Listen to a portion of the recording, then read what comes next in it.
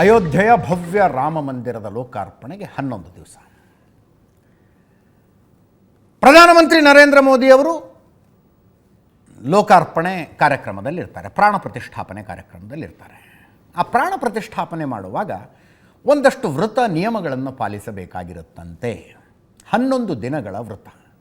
ಆ ವ್ರತವನ್ನು ನಾನು ಆರಂಭಿಸಿದ್ದೇನೆ ಅಂತ ಪ್ರಧಾನಿ ಇವತ್ತೊಂದು ಆಡಿಯೋ ನೋಟ್ ಹಾಕಿದ್ದಾರೆ.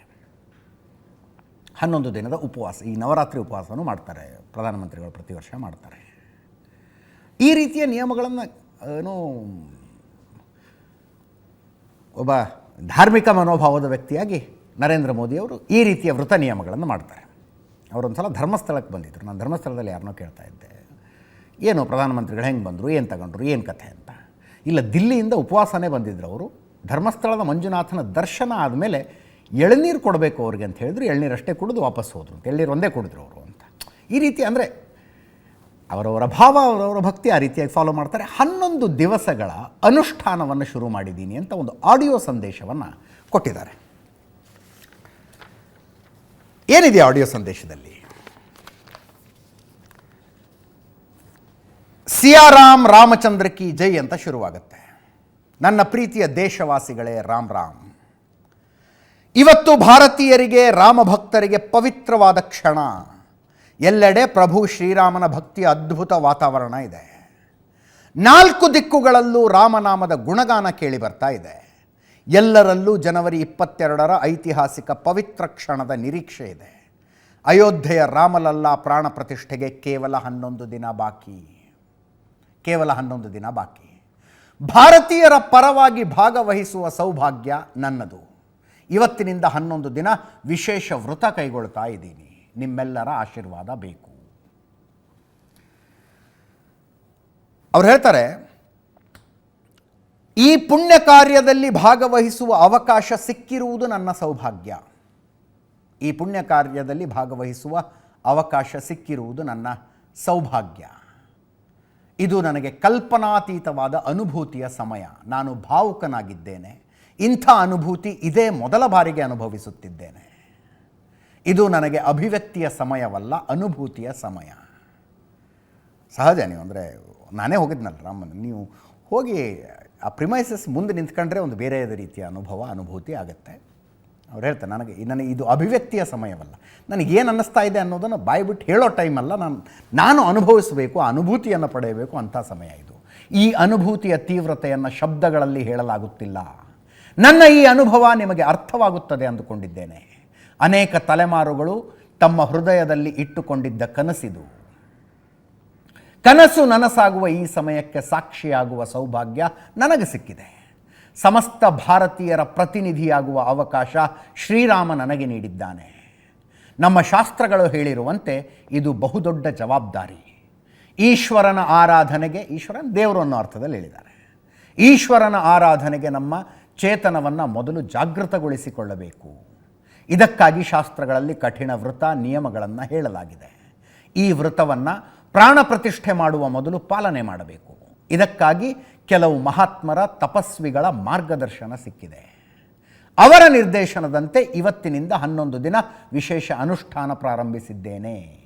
ಈ ಪವಿತ್ರ ಸಮಯದಲ್ಲಿ ಪರಮಾತ್ಮನ ಚರಣದಲ್ಲಿ ಪ್ರಾರ್ಥಿಸುತ್ತೇನೆ. ಋಷಿ ಮುನಿ ತಪಸ್ವಿಗಳ ಪುಣ್ಯಸ್ಮರಣೆ ಮಾಡುತ್ತೇನೆ.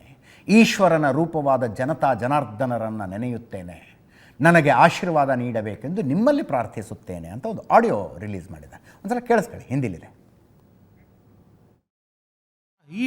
सियावर रामचंद्र की जय। मेरे प्यारे देशवासियों, राम राम। आज हम सभी भारतीयों के लिए, दुनिया भर में फैले राम भक्तों के लिए ऐसा ही पवित्र अवसर है। हर तरफ प्रभु श्री राम की भक्ति का अद्भुत वातावरण, चारों दिशाओं में राम नाम की धून, राम भजनों की अद्भुत सौंदर्य माधुरी। हर किसी को इंतजार है 22 जनवरी का, उस ऐतिहासिक पवित्र पल का। और अब अयोध्या में रामलला की प्राण प्रतिष्ठा में केवल 11 दिन ही बचे हैं। मेरा सौभाग्य है कि मुझे भी इस पुण्य अवसर का साक्षी बनने का अवसर मिल रहा है। ये मेरे लिए कल्पनातीत अनुभूतियों का समय है। मैं भावुक हूँ, भाव विह्वल हूँ। मैं पहली बार जीवन में इस तरह के मनोभाव से गुजर रहा हूँ। मैं एक अलग ही भाव भक्ति की अनुभूति कर रहा हूँ। मेरे अंतर मन की ये भाव यात्रा मेरे लिए अभिव्यक्ति का नहीं, अनुभूति का अवसर है। चाहते हुए भी मैं इसकी गहनता, व्यापकता और तीव्रता को शब्दों में बांध नहीं पा रहा हूँ। आप भी भली भांति मेरी स्थिति समझ सकते हैं। जिस स्वप्न को अनेकों पीढ़ियों ने वर्षों तक एक संकल्प की तरह अपने हृदय में जिया, मुझे उसकी सिद्धि के समय उपस्थित होने का सौभाग्य मिला है। प्रभु ने मुझे सभी भारतवासियों का प्रतिनिधित्व करने का निमित्त बनाया है। निमित्त मात्रम भव सव्यसाचिन, ये एक बहुत बड़ी जिम्मेदारी है। जैसा हमारे शास्त्रों में भी कहा गया है, हमें ईश्वर के यज्ञ के लिए, आराधना के लिए स्वयं में भी दैवीय चेतना जागृत करनी होती है। इसके लिए शास्त्रों में व्रत और कठोर नियम बताए गए हैं, जिन्हें प्राण प्रतिष्ठा से पहले पालन करना होता है। इसलिए आध्यात्मिक यात्रा की कुछ तपस्वी आत्माओं और महापुरुषों से मुझे जो मार्गदर्शन मिला, उन्होंने जो यम नियम सुझाए हैं, उसके अनुसार मैं आज से 11 दिन का विशेष अनुष्ठान आरंभ कर रहा हूं। ಇದು ಅಪರೂಪ ಹೆಂಗೆ ವಾಯ್ಸ್ ರೆಕಾರ್ಡ್ ಮಾಡಿ ಸೋಷಿಯಲ್ ಮೀಡಿಯಾದಲ್ಲಿ ಅವರು ಪೋಸ್ಟ್ ಮಾಡಿದ್ದು. ಇದು ಮಾಡ್ತಾರೇನು, ಮನ್ ಕಿ ಬಾತ್ ರೇಡಿಯೋದಲ್ಲಿ ಪ್ರಸಾರ ಆಗುತ್ತೆ, ಅದು ಬೇರೆದೇ ರೀತಿ. ಇದು ವಾಯ್ಸ್ ರೆಕಾರ್ಡ್ ಮಾಡಿ ವಾಯ್ಸ್ ರೆಕಾರ್ಡನ್ನೇ ಪೋಸ್ಟ್ ಮಾಡಿದ್ದಾರೆ. 11 ದಿವಸದ ಅನುಷ್ಠಾನವನ್ನು ಆರಂಭಿಸ್ತಾ ಇದ್ದೀನಿ ಅಂತ. ಅನುಷ್ಠಾನ ಆರಂಭ ಆಗಿದ್ದು ಎಲ್ಲಿಂದ? ನಾಸಿಕ್ನ ಕಾಲಾರಾಮ್ ಮಂದಿರದಿಂದ. ರಾಮಾಯಣದ ಇಡೀ ಕಥೆಯಲ್ಲಿ ಅದಕ್ಕೊಂದು ದೊಡ್ಡ ಟ್ವಿಸ್ಟ್ ಕೊಟ್ಟಂಥ ಜಾಗ ನಾಸಿಕ್, ಪಂಚವಟಿ. ನೋಡಿ, ರಾಮಾಯಣ, ಭಕ್ತಿ, ಭಾವ, ದೇವರು, ಪೂಜೆ ಅದೆಲ್ಲವನ್ನೂ ಪಕ್ಕಕ್ಕಿಟ್ಟು ರಾಮಾಯಣವನ್ನು ಬರೀ ಒಂದು ಕಥೆಯನ್ನಾಗಿ ನೋಡಿದರೆ, ವಾಲ್ಮೀಕಿ ರಾಮಾಯಣವನ್ನು, ಕಥೆಗಳನ್ನು ಓದ್ತೀವಿ ನಾವು. ಯಾವುದೋ ಕಥೆ ತುಂಬ ಇಷ್ಟ ಆಗುತ್ತೆ, ಇನ್ಯಾವುದೋ ಕಥೆಗಳಿಗೆ ರುಚಿಸೋದಿಲ್ಲ. ಕಾದಂಬರಿಗಳನ್ನು ಓದ್ತೀವಿ, ಯಾವುದೋ ಬಹಳ ಇಷ್ಟ ಆಗುತ್ತೆ, ನೆನಪಿನಲ್ಲಿ ಉಳಿತವೆ, ಪಾತ್ರಗಳು, ಘಟನೆಗಳು, ಎಲ್ಲವೂ ನೆನಪಿನಲ್ಲಿ ಉಳಿತವೆ, ಇನ್ಯಾವುದೋ ಇಷ್ಟ ಆಗೋದಿಲ್ಲ. ಸಿನಿಮಾ ಕೂಡ ಹಾಗೆ, ಯಾವುದೋ ತುಂಬ ಇಷ್ಟ ಆಗಿಬಿಡುತ್ತೆ, ಒಂದು ಕ್ಷಣನೂ ಆಚೆ ಈಚೆ ಕದಲ್ದಂಗೆ ಕೂತ್ಕೊಂಡು ನೋಡ್ತೀವಿ. Why? Because of story telling. ಕಥೆ ಹೆಂಗೆ ಹೇಳ್ಕೊಂಡು ಹೋಗ್ತಾರೆ, ಕಥೆ ಹೇಳ್ಕೊಂಡು ಹೋಗೋದು ಅಂತೀವಲ್ಲ, ಹಾಗೆ ಅದರ the best example, best possible example ಅಂದರೆ ರಾಮಾಯಣ. ಎಷ್ಟು ಚೆಂದ ಕಥೆ ಹೇಳ್ಕೊಂಡು ಹೋಗೋದ್ರಿ. ಒಂದಕ್ಕೊಂದು ಪಾತ್ರಗಳ ಕನೆಕ್ಟ್ ಆಗೋದು, ದೃಶ್ಯಗಳ ಕನೆಕ್ಟ್ ಆಗೋದು, ಯಾವ ಪಾತ್ರವೂ ಅನವಶ್ಯಕವಾಗಿ ಬಂತು ಅನ್ನೋದಿಲ್ಲ, ಯಾವ ಪಾತ್ರವೂ ಅವಶ್ಯಕತೆಗಿಂತ ಮುಂಚೆನೇ ಹೋತು ಅನ್ಸೋದಿಲ್ಲ. ಅಷ್ಟು ಚಂದ ವಾಲ್ಮೀಕಿ ರಾಮಾಯಣದ ಕಥೆ. ವಾಲ್ಮೀಕಿಯವರ ಕಥೆ ಹೇಳುವ ರೀತಿ ವಂಡರ್ಫುಲ್ ಸ್ಟೋರಿ ಟೆಲ್ಲರ್ ಈಸ್. ಇಲ್ಲಿಗೆ ಬನ್ನಿ. ಈಗ ಈ ಕಾಲಾರಾಮ್ ಮಂದಿರದಲ್ಲಿ ಅನುಷ್ಠಾನವನ್ನು ಆರಂಭಿಸಿದ್ರು ಇವತ್ತು ಪ್ರಧಾನಿ ನರೇಂದ್ರ ಮೋದಿ. ನಾಸಿಕ್ನಲ್ಲಿದೆ. ರಾಮ, ಇಡೀ ಕಥೆ ಗೊತ್ತು ನಿಮಗೆ, ವನವಾಸಕ್ಕೆ ಹೋಗಬೇಕಾದ ಪರಿಸ್ಥಿತಿ ಬರುತ್ತೆ, ತಂದೆ ಕೊಟ್ಟ ಮಾತನ್ನು ಉಳಿಸಿಕೊಳ್ಳುವುದಕ್ಕಾಗಿ. ನೀವು ವನವಾಸಕ್ಕೆ ಹೋದ್ರೆ ನಾನು ಇಲ್ಲಿ ಇದ್ಕೊಂಡು ಏನು ಮಾಡಲಿ, ನಾನು ಬರ್ತೀನಿ ಅಂತ ಸೀತೆ ಅಂದರು. ನಾನು ಜೊತೆಗೆ ಬರ್ತೀನಿ ಅಂತ ಲಕ್ಷ್ಮಣನ ಹೇಳಿದ್ರು. ಬರ್ತಾರೆ ನಿಷಾದ ರಾಜ, ಇಡೀ ಅಯೋಧ್ಯೆ ಜನ ಬರ್ತಾರೆ, ರಾಮ ಹೋಗಬೇಡ ಅಂತ. ಗಂಗಾ ನದಿಯ ತಟದಲ್ಲಿ ಕೂತ್ಕೊಂಡಿದ್ದಾಗ ಒಬ್ಬ ಅಂಬಿಗ ಬಂದು ಹೇಳ್ತಾನೆ, ಹಿಂಗಾದ್ರೆ ಆಗೋದಿಲ್ಲ, ಬಾ ರಾತ್ರೋರಾತ್ರಿ ನಾನು ನಿನ್ನನ್ನು ದೋಣಿನ ದಾಟಿಸ್ತೀನಿ ಅಂತ. ದೋಣಿಯಲ್ಲಿ ದಾಟಿಸ್ತಾನೆ. ಆ ಕಡೆಯಿಂದ ಕಾಡು ಶುರು, ವನವಾಸದ ಆರಂಭ. 14 ವರ್ಷದ ವನವಾಸವೇ ಯಾಕೆ ಅನ್ನೋದಕ್ಕೆ ಒಂದು ಪ್ರಶ್ನೆ ಬಂತು. ಯಾಕೆ 14 ವರ್ಷ ವನವಾಸ, 13 ಯಾಕಲ್ಲ, 15 ಯಾಕಲ್ಲ? ಆಗಿನ ಕಾಲದಲ್ಲಿ ಒಂದು ಪದ್ಧತಿ ಇತ್ತು, ಏನನ್ನಾದರೂ ನೀವು 14 ವರ್ಷ ಕ್ಲೇಮ್ ಮಾಡದೇ ಹೋದರೆ ಅದು ನಿಮ್ಮದಾಗಿರೋದಿಲ್ಲ ಅಂತ. ಪೊಸೆಷನ್ನಲ್ಲಿರೋದು ಅಂತ ಹೇಳ್ತೀವಿ ಇವತ್ತಿನ ಲೀಗಲ್ ಲ್ಯಾಂಗ್ವೇಜ್ನಲ್ಲಿ. ಯಾರು ಕಬ್ಜಾ ಇದೆ, ಯಾರು ಅನುಭವಿಸುತ್ತಿದ್ದಾರೆ ಅಂತ. ಈಗ ಒಂದು ಮನೇನೋ ಸೈಟೋ ಒಂದು ಗಲಾಟೆಗೆ ಬಿತ್ತು ಅಂದರೆ ಯಾರು ಪೊಸೆಷನ್ನಲ್ಲಿದೆ ಅಂತ ಕೇಳ್ತೀವಿ ನಾವು. ಆಗಿನ ಕಾಲದ ಪದ್ಧತಿಯ ಪ್ರಕಾರ 14 ವರ್ಷ ಒಂದು ಜಾಗ, ಒಂದು ವಸ್ತು ಒಬ್ಬರ ಪೊಸೆಷನ್ನಲ್ಲಿ ಇರಲಿಲ್ಲ ಅಂದರೆ ಅದರ ಮೇಲೆ ಅವರು ಕ್ಲೇಮ್ ಕಳ್ಕೊತಾರೆ ಅಂತ. ಅಯೋಧ್ಯೆಯಿಂದ ರಾಮ 14 ವರ್ಷ ಯಾಕೆ ಹೊರಗೆ ಹೋಗಬೇಕು ಅಂದರೆ ಅಯೋಧ್ಯೆ ಮೇಲಿನ ಕ್ಲೇಮ್ ಇಲ್ಲ ರಾಮನಿಗೆ. 14 ವರ್ಷ ಬಿಟ್ಕೊಂಡು ಬಂದರೆ ಕ್ಲೇಮ್ ಇಲ್ಲ ನಿನಗೆ ಅಂತ. ಆ ಕಾರಣಕ್ಕಾಗಿ 14 ವರ್ಷ ಶುರುವಾಯಿತು ವನವಾಸ. ವನವಾಸ ಶುರುವಾದ ಮೇಲೆ ನೋಡಿ, ಒಂದು ಅದ್ಭುತವಾದ ಡಾಕ್ಯುಮೆಂಟ್ರಿ ಇದೆ. ರಾಮ ಅಯೋಧ್ಯೆಯಿಂದ ನಡ್ಕೊಂಡು ಎಲ್ಲಿ ಆ ರಾಮನ ಯಾತ್ರೆ ಇದೆಯಲ್ಲ, ಶ್ರೀಲಂಕಾದ ತನಕದ ಯಾತ್ರೆ, ಭಾಳ ಫ್ಯಾಸಿನೇಟಿಂಗ್ ಡಾಕ್ಯುಮೆಂಟ್ರಿ ಇದೆ. ಒಂದು ನೋಡ್ಬೇಕು ನೀವು ಅದನ್ನು. ಮೊದಲಿಗೆ ಮಧ್ಯಪ್ರದೇಶದಲ್ಲಿ ಒಂದು ಗುಪ್ತ ಗೋದಾವರಿ ಅಂತ ಬರುತ್ತೆ, ಅಲ್ಲಿ ರಾಮ ಹೋಗಿರೋದು. ಅದನ್ನು ಆಯ್ಕೆ ಮಾಡ್ಕೋತಾರೆ ಸ್ಥಳವನ್ನು. ಇಲ್ಲೇ 14 ವರ್ಷದ ವನವಾಸವನ್ನು ಕಳೆಯೋಣ ಅಂತ. ಚಿತ್ರಕೂಟ ಹೆಸರದು. ಅದರದ್ದು ಈಗಲೂ ಆ ಗುಹೆ ದೃಶ್ಯಗಳನ್ನು ನೋಡ್ಬೇಕು ನೀವು. ಒಳಗಡೆ ಒಂದು ಗುಹೆ ಒಳಗಡೆ ಒಂದು ತೊರೆ ಹರಿಯುತ್ತೆ, ಕುಡಿಯೋದಕ್ಕೆ ನೀರಿದೆ. ಪ್ರಭು ಶ್ರೀರಾಮಚಂದ್ರ ಕೂತ್ಕೊಂಡು ದರ್ಬಾರ್ ನಡೆಸ್ತಾ ಇದ್ದ ಜಾಗ. ಅಕ್ಕಪಕ್ಕದ ಕಾಡಿನಿಂದ ಬರ್ತಿದ್ರಲ್ಲ ಜನ, ನಮ್ದು ಆ ಸಮಸ್ಯೆ ಇದೆ, ಈ ಸಮಸ್ಯೆ ಇದೆ, ಅದು ನಡೆಸ್ತಾ ಇದ್ದ ಜಾಗ ಎಲ್ಲವೂ ಕೂಡ ಆ ಗುಹೆ ಒಳಗೆ ಹಾಗೆ ಇದೆ. ಭಾಳ ಚೆನ್ನಾಗಿದೆ ಅದು ಚಿತ್ರಕೂಟದಲ್ಲಿ. ಅಲ್ಲಿ ರಾಮ, ಲಕ್ಷ್ಮಣ, ಸೀತೆ 11 ವರ್ಷ 11 ತಿಂಗಳು 11 ದಿವಸ ಇದ್ದರು ಅಂತ. ಚಿತ್ರಕೂಟ ಮಧ್ಯಪ್ರದೇಶದಲ್ಲಿ ಬರುತ್ತದು. ಅಲ್ಲಿಗೆ ವಿಶ್ವಾಮಿತ್ರರು ಬಂದು ಕರೆದ್ರಂತೆ, ನೀನು ವನವಾಸಕ್ಕೆ ಬಂದಿರಬಹುದು, ಆದರೆ ಕ್ಷತ್ರಿಯ ಧರ್ಮವನ್ನು ಮರಿಬೇಡ.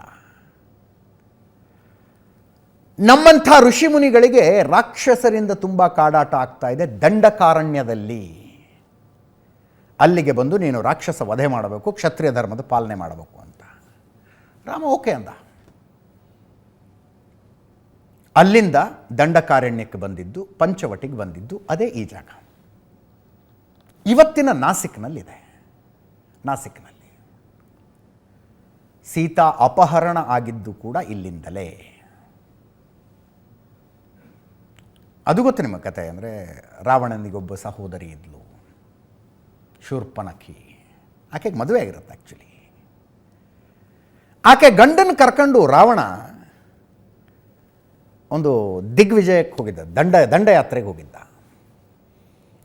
ಶೂರ್ಪನಖಿಯ ಗಂಡ ರಾವಣನಿಗೆ ಮೋಸ ಮಾಡಿ ಶತ್ರು ಸೈನ್ಯದ ಜೊತೆಗೆ ಸೇರ್ಕೊಂಡ್ಬಿಟ್ಟಿದ್ದ. ರಾವಣನಿಗೆ ಸಿಟ್ಟು ಬಂದು ಕೊಂದುಬಿಟ್ಟ. ಅಂದರೆ ತಂಗಿ ಗಂಡನ ಕೊಂದ ರಾವಣ.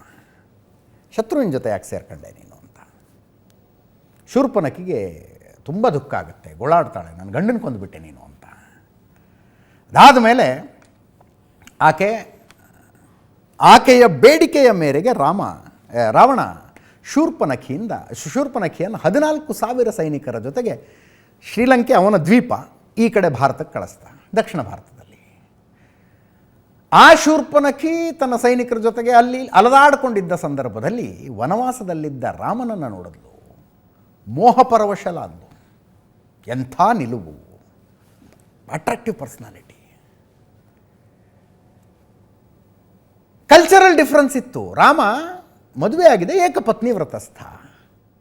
ಶೂರ್ಪನಖಿಗೆ ಮೋಹ ಆಗತ್ತೆ ರಾಮನ ಮೇಲೆ. ಆಕೆ ಸುಂದರ ಯುವತಿಯ ರೂಪಧಾರಣೆ ಮಾಡ್ಕೊಂಡು ಬಂದ್ಲು ಅಂತ ಹೇಳ್ತಾರೆ. ರಾಮನಿಗೆ ಆಹ್ವಾನ ಕೊಡ್ತಾಳೆ ಅವಳು. It was fine in her culture, but not in Rama's culture.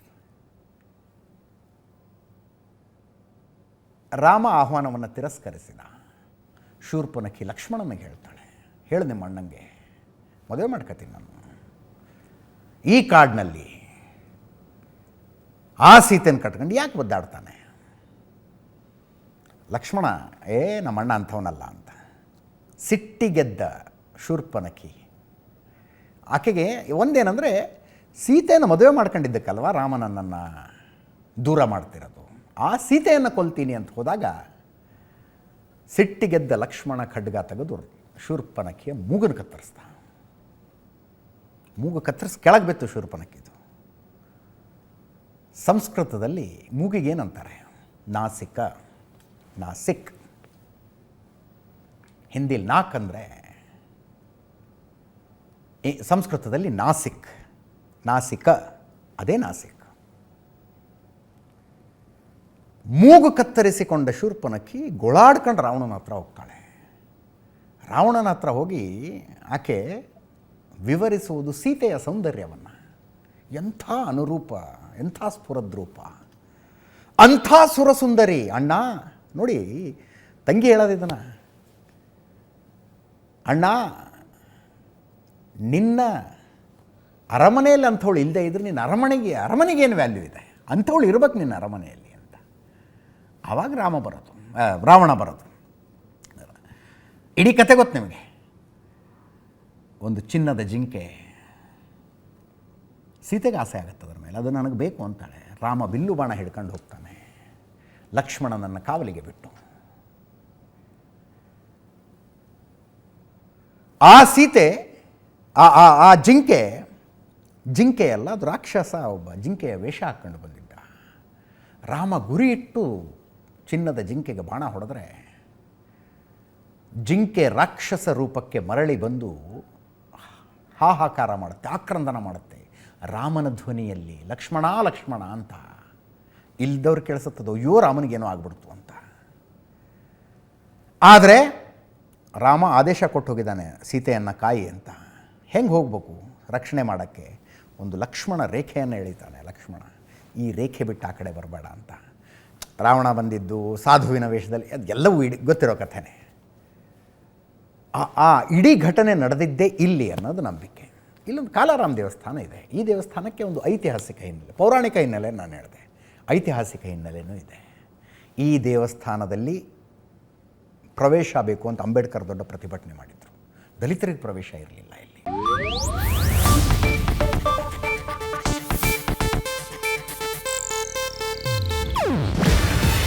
ಇದು ಏಷ್ಯಾನೆಟ್ ನ್ಯೂಸ್ ನೆಟ್ವರ್ಕ್ ಪ್ರಸ್ತುತಿ. ನೀವು ನೋಡ್ತಿದ್ದೀರಾ ಏಷ್ಯಾನೆಟ್ ಸುವರ್ಣ ನ್ಯೂಸ್.